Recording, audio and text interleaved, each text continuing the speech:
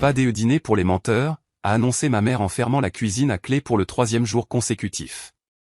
Papa a hoché la tête, tu mangeras quand tu apprendras le respect. Quand je me suis évanoui à l'école, l'infirmière m'a pesé et a immédiatement appelé les urgences. Les conclusions de l'hôpital allaient tout détruire. Avant de continuer, n'oubliez pas de vous abonner et dites-nous d'où vous nous regardez dans les commentaires, on lit chacun de vos messages. Le verrou s'est enclenché avec un bruit sec et définitif qui a fait se nouer mon estomac vide. À travers le verre dépoli de la porte de la cuisine, je pouvais voir les ombres de ma famille s'affairer à préparer le dîner. L'odeur de poulet rôti s'infiltrait par les interstices, me faisant saliver douloureusement. Pas de dîner pour les menteurs, a crié ma mère assez fort pour que je l'entende depuis le couloir où je me tenais. Peut-être que demain tu te souviendras de dire la vérité. Mon crime ? Avoir dit à ma professeure que j'avais trop la tête qui tourne pour finir mes devoirs. Madame Patterson m'avait demandé si j'avais pris un petit déjeuner, et j'avais accidentellement laissé échapper que je n'avais pas eu de vrai repas depuis 2 jours. Quand l'école a appelé à la maison pour prendre de mes nouvelles, ma mère était furieuse. Nous nourrissons notre fille parfaitement bien, leur a-t-elle dit froidement. Elle traverse une phase où elle ment pour attirer l'attention. Nous gérons cela avec la discipline appropriée. Maintenant, debout devant la cuisine verrouillée, je pressais ma main contre mon ventre creux. C'était le 3e jour sans vrai repas. J'avais réussi à subtiliser une barre de céréales du déjeuner de mon ami hier, mais c'était tout. Éléonore mange avec nous ce soir, ai-je entendu mon père dire à ma sœur cadette à travers la porte. Puisque Jade ne semble pas apprécier les dîners de famille, elle n'a pas le droit d'y participer. Éléonore, ma sœur de 13 ans, a dit quelque chose que je n'ai pas pu entendre. Puis, la voix de papa, plus forte, elle mangera quand elle apprendra le respect. Un peu de faim, ça forge le caractère. J'avais 17 ans et je pesais 89 livres, environ 40 kg. Cette discipline avait commencé 6 mois plus tôt, quand j'avais demandé pourquoi Éléonore avait de nouveaux vêtements pour l'école alors que je devais porter les mêmes uniformes élimés d'il y a 2 ans. Les enfants ingrats ne méritent pas de nouvelles choses, avait dit ma mère. Tu auras de nouveaux vêtements quand tu apprendras la gratitude. Les punitions par la faim ont commencé modestement. Pas de dessert, pas de deuxième part, des portions plus petites. Mais comme je continuais à poser des questions qui ne leur plaisaient pas, à exprimer des opinions avec lesquelles ils n'étaient pas d'accord, ou à montrer le moindre signe d'indépendance, les punitions se sont intensifiées. Maintenant, des repas entiers m'étaient retirés, parfois pendant plusieurs jours. Tu as droit à de l'eau, m'avait expliqué ma mère lors de la première longue punition. Et une fois que tu te seras excusé sincèrement pour ton comportement, nous discuterons de la nourriture. Le problème était que la définition de « sincèrement » changeait constamment. Je m'excusais pour n'importe quelle transgression qu'ils avaient identifiée, mais ce n'était jamais assez. Tu dis juste ce que tu penses que nous voulons entendre, disait papa. Quand tu comprendras vraiment ton erreur, nous le saurons. Je me suis retiré dans ma chambre, étourdi d'être resté debout trop longtemps. Mon bureau était couvert de devoirs sur lesquels j'avais du mal à me concentrer. Comment se concentrer sur le calcul différentiel quand votre corps est en train de s'autodévorer? Comment écrire des dissertations quand votre cerveau est embrumé par la malnutrition? Mon téléphone a vibré. Un texto de ma meilleure amie, Esha. Ça va? Tu avais l'air vraiment pâle aujourd'hui. Je voulais lui dire la vérité, mais qu'aurais-je pu dire? Mes parents ferment la cuisine à clé. Ils m'affament. Cela paraissait insensé même pour moi, et pourtant je le vivais. Juste fatigué, ai-je répondu. À demain. Demain. Il fallait que je tienne jusqu'à demain. Cette nuit-là, j'étais allongé dans mon lit, écoutant mon estomac gargouiller. À travers les murs fins, j'entendais ma famille regarder la télévision, rire devant une sitcom. Une soirée familiale normale, sauf qu'un membre dépérissait lentement dans sa chambre. J'ai essayé de garder de la nourriture dans ma chambre, mais ma mère effectuait des fouilles régulières. Stocker de la nourriture est le signe d'un trouble alimentaire, avait-elle dit en trouvant mes crackers cachés. Nous faisons ça pour ton bien, Jade. Pour briser ces schémas malsains. L'ironie de la situation ne m'échappait pas. Ils étaient en train de créer un trouble alimentaire tout en prétendant en prévenir un. À 3 heures du matin, désespéré, je suis descendu à pas de loup. Peut-être que je pourrais trouver quelque chose, n'importe quoi. Mais la porte de la cuisine était toujours verrouillée, et ils avaient commencé à verrouiller le garde-manger aussi. Même la corbeille de fruits qui se trouvait sur la table de la salle à manger avait été déplacée dans la cuisine. J'ai bu de l'eau du robinet de la salle de bain jusqu'à ce que mon estomac me fasse mal, espérant que cela calmerait les crampes de faim. Ça n'a pas marché. Le lendemain matin, m'habiller pour l'école fut un défi. Mon uniforme flottait sur moi comme si je jouais à m'habiller avec les vêtements de quelqu'un d'autre. J'ai serré la jupe au maximum, mais elle glissait toujours sur mes os de hanche saillants. Le petit déjeuner est pour les membres de la famille qui contribuent positivement au foyer, a annoncé ma mère alors que je passais devant la cuisine. Par l'entrebâillement de la porte, je pouvais voir Éléonore manger des pancakes. Mon estomac s'est contracté violemment. À l'école, je me déplaçais avec précaution, économisant mon énergie. En cours de PS, je suis resté sur le banc, prétextant des crampes. Pendant le déjeuner, je me suis assise avec Esha et j'ai essayé de ne pas fixer son sandwich. Jade, sérieusement, qu'est-ce qui ne va pas, a-t-elle demandé. Tu as l'air malade. Je vais bien, ai-je menti. Les mots étaient devenus automatiques. Mes parents m'avaient bien dressé. Les affaires de famille restent en famille. En cours de biologie, la salle a commencé à tourner. Je me suis agrippé à mon bureau, me forçant à ne pas m'évanouir. Nous étudions le système digestif, quelle ironie. Monsieur Rodriguez expliquait comment le corps décompose les tissus musculaires lorsqu'il n'a pas assez de carburant. Le corps humain est remarquablement adaptable, disait-il. En cas de restriction calorique sévère, il cannibalisera ses propres tissus pour survivre. D'abord les réserves de graisse, puis les muscles, et finalement même les tissus des organes. Je me demandais à quel stade j'en étais. L'obscurité est venue soudainement. Un instant, je prenais des notes. L'instant d'après, je tombais. Mon corps abandonnait enfin son combat pour fonctionner avec rien. J'ai entendu des chaises racler, des voix crier, senti des mains essayer de me rattraper alors que je m'effondrais. Quand j'ai repris connaissance, j'étais dans le bureau de l'infirmière. Madame Chen, notre infirmière scolaire, était penchée sur moi avec un tensiomètre et une expression profondément inquiète. Jade, ma chérie, quand as-tu mangé pour la dernière fois? J'ai essayé de calculer.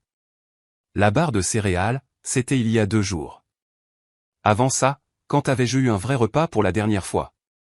Les jours se confondaient dans un brouillard de faim. Je ne suis pas sûr, ai-je admis. Elle m'a aidé à m'asseoir lentement, puis à désigner la balance dans le coin.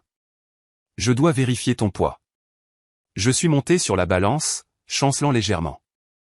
Les chiffres numériques ont clignoté, 84 livres, environ 38 kg.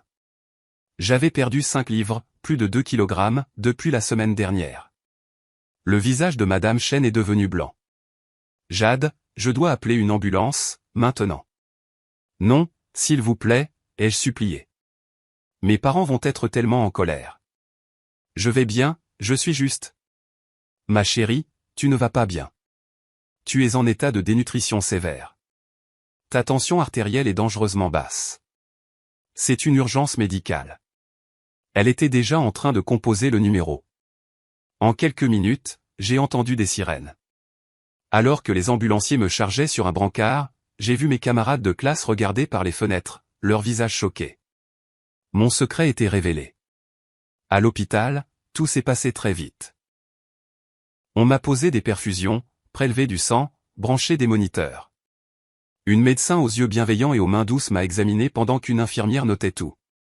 Depuis combien de temps vous privez-vous de nourriture, a demandé doucement la docteure Kumar. Je ne. Ai-je dit automatiquement. Je veux dire, je n'ai pas de trouble alimentaire. Mes parents. Je me suis arrêté. Le conditionnement était encore fort. Vos parents? Quoi, Jade? Quelque chose dans sa voix, professionnelle mais compatissante, a fait tomber mes défenses. Il ferme la cuisine à clé, ai-je murmuré. Quand je suis méchante, quand je mens ou que je leur manque de respect. Pas de dîner pour les menteurs. C'est la règle. L'expression de la docteure Kumar n'a pas changé, mais je l'ai vu échanger un regard avec l'infirmière. Et ça arrive souvent. De plus en plus. Cette fois, ça fait 4 jours, je crois. Peut-être 5. Je perds le fil. Et ce sont vos parents qui vous privent de nourriture? J'ai hoché la tête, des larmes coulant sur mon visage. Papa dit que j'ai besoin de discipline. Maman dit que je mangerai quand j'apprendrai le respect, mais je ne l'apprends jamais comme il faut. Ce n'est jamais assez. La docteure Kumar m'a serré doucement la main. Jade, ce qui t'arrive n'est pas de la discipline. C'est de la maltraitance. Je dois passer quelques appels. Les heures suivantes furent un tourbillon de tests et de questions. Une assistante sociale est arrivée, puis des policiers. Mes parents ont été appelés à l'hôpital. Je pouvais entendre la voix de ma mère dans le couloir, stridente d'indignation. C'est ridicule. Notre fille a un trouble alimentaire. Nous essayons de l'aider. Mais les analyses de sang racontaient une autre histoire. Dénutrition sévère, carence en vitamines, atrophie musculaire, des organes commençant à montrer des signes de stress. La nutritionniste clinicienne qui a examiné mon cas a été directe dans son évaluation. Ceci n'est pas de l'anorexie ou une restriction volontaire, a-t-elle dit à l'équipe. Le schéma de privation, les carences spécifiques. Ceci est cohérent avec une inanition involontaire. À mon avis professionnel, la poursuite de ce traitement aurait entraîné une défaillance d'organes en quelques semaines. C'est une tentative de meurtre par négligence. Quand mes parents ont enfin été autorisés à entrer dans ma chambre, ils sont venus avec leur avocat. Le sang-froid parfait de ma mère se fissurait. L'autorité de mon père était défiée par les professionnels de la santé qui ne se pliaient pas à ses exigences. C'est une adolescente à problème, a insisté ma mère. Elle ment constamment, elle stocke de la nourriture. Nous essayons de briser ces schémas. En l'affamant ? La voix de la docteure Kumar était glaciale. Votre fille pèse 38 kg. Son corps catabolise ses propres tissus musculaires. Son rythme cardiaque est irrégulier à cause d'un déséquilibre électrolytique. C'est ce que nous voyons chez les survivants des camps de concentration, pas chez les adolescentes à problème. Vous ne comprenez pas, a commencé mon père. Jade est manipulatrice. Elle s'est probablement rendue malade pour attirer l'attention. C'est alors qu'Éléonore a parlé. Ma petite sœur, qui avait été amenée par une assistante sociale, paraissait plus jeune que ses 13 ans. Il ferme la cuisine à clé, a-t-elle dit doucement. J'entends Jade pleurer de faim la nuit. Parfois, maman me fait manger devant elle. Elle dit que c'est pour lui apprendre les conséquences. Le silence s'est fait dans la pièce. Mes parents se sont tournés pour regarder Éléonore, se sentant trahis. Je ne voulais pas que Jade meure, a continué Éléonore, les larmes coulant sur ses joues. J'ai essayé de lui donner de la nourriture en cachette, mais maman m'a surprise et a dit que je serais la prochaine si je ne cessais pas d'être sa complice. L'avocat a murmuré quelque chose d'urgent à mes parents. Les policiers se sont avancés. L'assistante sociale a rapproché Éléonore de moi, loin de nos parents. Monsieur et Madame Roy, a dit l'officier principal, nous vous plaçons en état d'arrestation pour mise en danger et maltraitance d'enfants. Le masque de ma mère s'est finalement brisé complètement. Elle le méritait, a-t-elle hurlé alors qu'on lui passait les menottes. Petite menteuse ingrate. Nous lui avons tout donné. Sauf à manger, ai-je murmuré, mais je ne pense pas que quelqu'un m'ait entendu. Les jours suivants furent un tourbillon de rétablissement et d'enquête. Les détectives ont trouvé les verrous sur la cuisine, le journal alimentaire que ma mère tenait pour documenter quand j'étais autorisé à manger, et même un tableau de punition montrant les jours de restriction alimentaire pour diverses infractions. Éléonore a été placée chez notre tante pendant la durée de l'enquête. Elle me rendait visite tous les jours, m'apportant mes devoirs et des excuses. J'aurais dû le dire à quelqu'un, a-t-elle dit. J'avais peur qu'il me fasse la même chose. Tu as 13 ans, lui ai-je rappelé. Ce n'était pas ta responsabilité. La guérison physique a été lente. Le syndrome de renutrition était un risque. Mon corps s'était adapté à la famine et pouvait être endommagé par une trop grande quantité de nourriture trop rapide. La nutritionniste a créé un plan minutieux pour augmenter progressivement les calories tout en surveillant la réponse de mes organes. Votre corps est résilient, m'a-t-elle dit. Mais il pourrait y avoir des effets durables.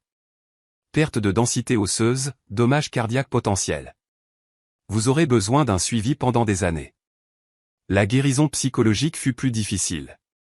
J'avais été conditionné à me sentir coupable de manger, à associer la faim à la punition, à croire que je méritais la famine. La thérapeute de l'hôpital travaillait avec moi quotidiennement. Ils vous ont convaincu que les besoins humains fondamentaux étaient des privilèges à mériter, a-t-elle expliqué. Nous devons reconstruire votre relation avec la nourriture, avec les signaux de votre propre corps.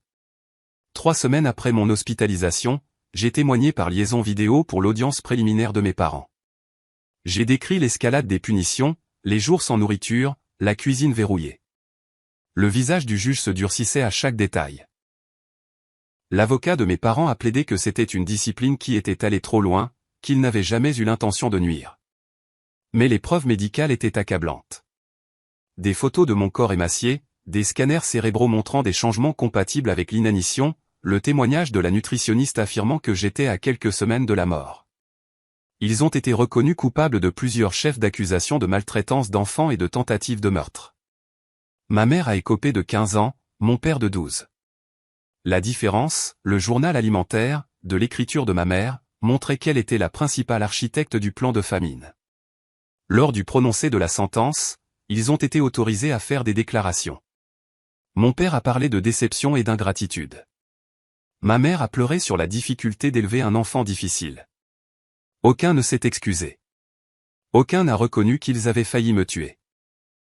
J'ai 19 ans maintenant, je vis avec ma tante et Éléonore. J'ai un poids santé, bien que je voie encore régulièrement une nutritionniste. Certains jours sont plus difficiles que d'autres. Parfois, je me sens encore coupable de manger un repas complet. J'entends encore la voix de ma mère dire que je ne le mérite pas. Mais j'apprends. J'apprends que la nourriture est un carburant, pas une récompense. Que la faim est un signal, pas une punition. Que je mérite de prendre ma place dans le monde, de nourrir mon corps, d'exister sans avoir à mériter le droit de manger. Éléonore et moi cuisinons ensemble maintenant. Elle m'apprend des recettes qu'elle a apprises sur YouTube pendant que j'étais enfermé hors de la cuisine. Nous ne fermons aucune porte à clé dans la maison de notre tante. Le garde-manger est toujours ouvert. Il y a toujours des fruits sur le comptoir. Tu te souviens quand maman disait que la faim forgeait le caractère ? A demandé Éléonore un jour alors que nous faisions des pâtes. Oui, ai-je dit, en ajoutant un supplément de fromage dans mon bol, juste parce que je le pouvais. Je crois qu'elle avait tort, a dit Éléonore. C'est de lui avoir survécu qui a forgé notre caractère. La faim n'a forgé qu'un traumatisme. Elle avait raison. J'ai survécu à une famine systématique déguisée en discipline. J'ai survécu à une tentative de meurtre déguisée en éducation parentale. Et maintenant, chaque repas que je prends est un petit acte de rébellion contre les personnes qui ont essayé de m'effacer, une cuisine verrouillée à la fois. La nutritionniste avait raison, elle aussi. C'était une tentative de meurtre. Ils ont juste utilisé la faim comme arme au lieu de quelque chose de plus évident. Mais le corps n'oublie rien, et le mien a dit la vérité. Ils ont essayé de me réduire au silence par la faim. Maintenant, je mange. 3 repas par jour, des encas quand j'ai faim. C'est révolutionnaire. C'est la guérison, c'est la résistance, et c'est ma victoire. Merci d'avoir regardé jusqu'au bout. Si cette histoire vous a touché, n'oubliez pas de liker, de vous abonner et de partager. Et surtout, dites-nous ce que vous en pensez en commentaire, on adore vous lire.